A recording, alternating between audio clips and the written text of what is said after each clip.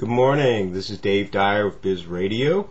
It is Wednesday, October 22nd, and I'm going to indulge myself a little bit and talk about a political issue.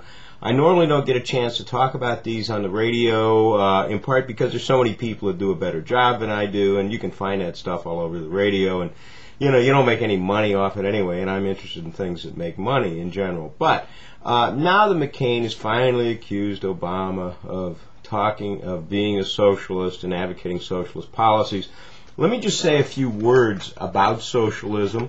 And this is in part some of my background as a philosophy student and a grad student in philosophy, and somebody that has followed politics quite a bit, actually. There's a fundamental. First of all, when they talk about socialism, what they're really talking about is government control of resources, government allocation of resources, maybe not government ownership as in communism, but where the government does some centralized planning. And typically, you can tell when they start talking about fairness. When politicians start talking about fairness, your light bulb should go on and say socialism. On the other hand, when politicians start talking about freedom, they're probably conservatives, and they're talking about free enterprise. So that's fundamentally what they'll look for. Now, the fundamental attraction of socialism, I think, is this. Wouldn't it be great if everything that we ever wanted came to us absolutely free of charge from the government? Free health care, boom, just doctors lined up waiting for you to show up, absolutely free of charge. Great. Free education, go all the way through and get a PhD, no charge. It's good for the economy, I personally think every guy over 40 ought to have a 25-year-old girlfriend, provided by the government. I'd hate to see what a government-provided girlfriend would look like, but anyway, I digress. But that's the fundamental attraction. And of course, that's what Obama is presenting, 95% of you are going to get some goodies.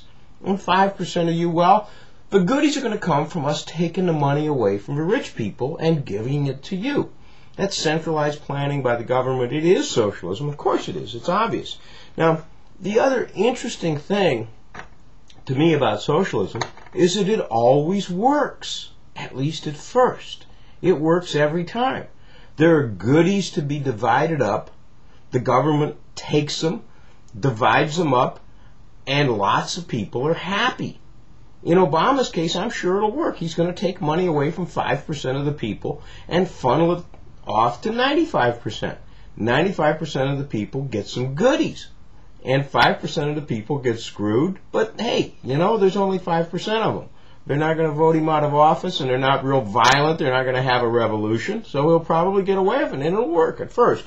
The problem, of course, with socialism is that socialism doesn't produce any new goodies.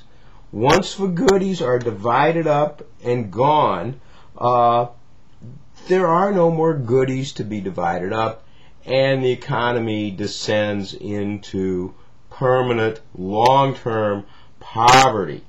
Now, there are some really excellent examples in the real world to look at of how central planning produces poverty and free enterprise produces wealth, abundance, and opportunity.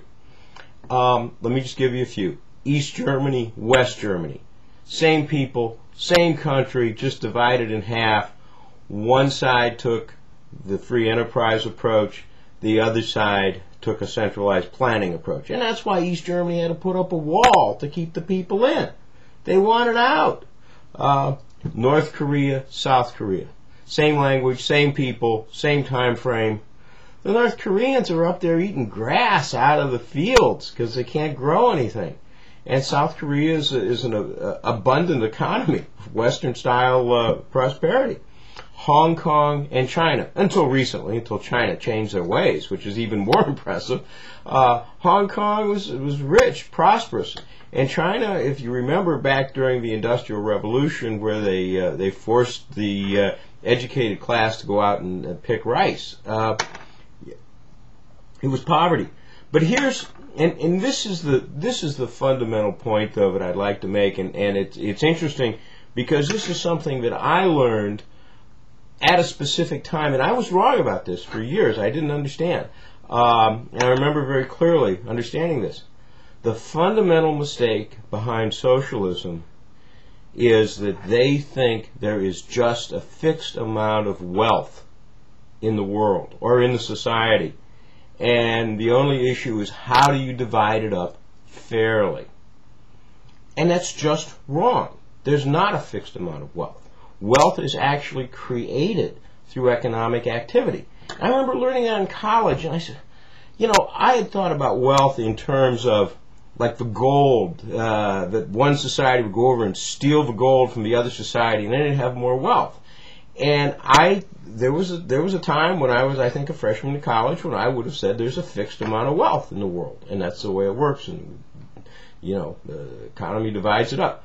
But that's not true. Wealth is created, and that's something that if I was confused about it for a while, I bet there are tons of people who are even allowed to vote who are confused about it. So anyway, that's my my position on socialism.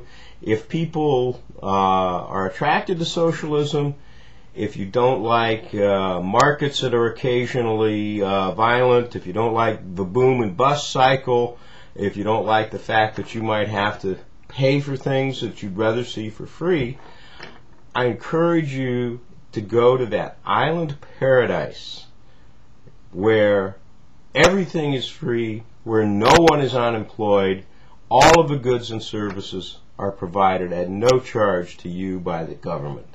And that, of course, is Cuba, because that's the kind of economy that you get with socialism. So anyway, that's my political screed. Please go to bizradio.com and check out the website. I've got a lot of stuff on there now. We've upgraded the website, and I appreciate you listening to my political ramblings. Thank you.